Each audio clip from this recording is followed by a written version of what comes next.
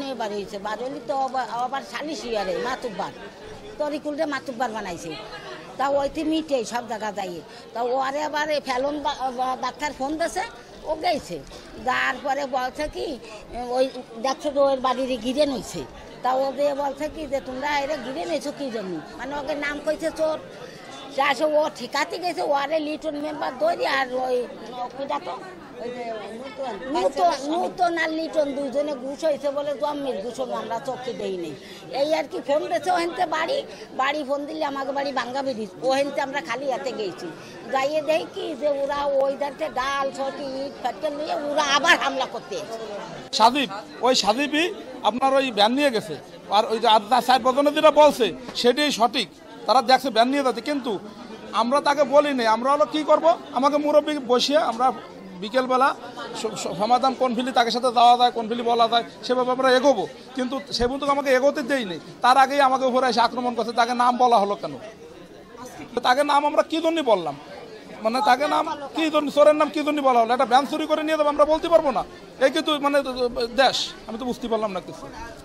আমাদের তো উদ্দেশ্য ছিল আমরা সালিশ বৈঠক করবো, করার পরে তারপরে ওই যদি যারা চোর সাব্যস্ত হয়েছে কি না আদৌ তো জানি না, মনে করেন যে তাকে কাছে আমরা বলবো যে তোমার এই যে এই কয়জন লোক ব্যান নিয়ে গেছে তোমার দেখছে, আমরা বলবো।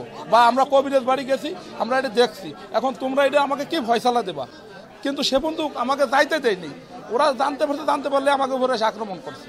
আর খালি আমরা একটা এলাকায় যখন চেয়ার মেম্বার থাকে তখন যখন নেটা গ্যাঞ্জাম হয় তখন চেয়ারম্যান মেম্বারে কিন্তু উভয় পক্ষ তারা দলাদল মিটমাট করে, ঠিক আছে।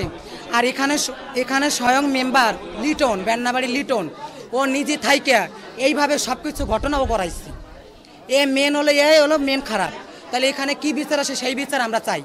কারণ মেম্বার যখন একটা জঞ্জাল হবে, মেম্বারই হচ্ছে বিচারটা ঠান্ডা করবে চেয়ারম্যান বার। আর মেম্বার যদি স্বয়ং ওখানে যে জঞ্জালটা বাড়ায় দেয় আর নিজে যে যদি মার্ডার করে, এই মার্ডারের বিচার দিতে হবে। সবাই মিলে এক কথা, ওই মেম্বারের বিচার আমরা চাই।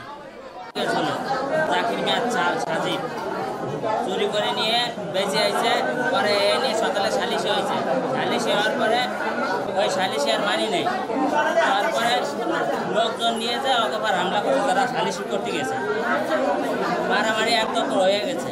তাই লোকজন ঠেয়াই দিয়েছে, পরে সাইজে খুঁজে নিয়ে এমনি লাগছে 3 কোটি টাকায় যে হয়েছে। ইমার্জেন্সি সকাল থেকে ডিউটি ছিল, সকাল থেকেই আমরা আমাদের এখানে গোপালগঞ্জের ভেন্নাবাড়ি গ্রামে 2 গ্রুপের মধ্যে একটি সংঘর্ষ হয়েছে। সংঘর্ষে প্রায় 40 জনের মতো আহত হয়ে আমাদের হাসপাতালে চিকিৎসা নিতে এসেছে এবং আমরা তাদের প্রাথমিক চিকিৎসা দিয়ে উপরে আমরা ভিতরে ভর্তি করেছি এবং তারা সেখানে চিকিৎসা পাচ্ছেন। এবং পরবর্তীতে যদি আরও যদি আহত হয়ে আসে তাদেরও আমরা চিকিৎসা দেওয়ার ব্যবস্থা করেছি। এই বিষয়ে আমরা কর্তৃপক্ষকে অবহিত করেছি এবং যদি কারো যদি উন্নত চিকিৎসা দরকার হয় তাদের আমরা উন্নত স্থানে ঢাকা বা খুলনা আমরা রেফার করব। ধন্যবাদ।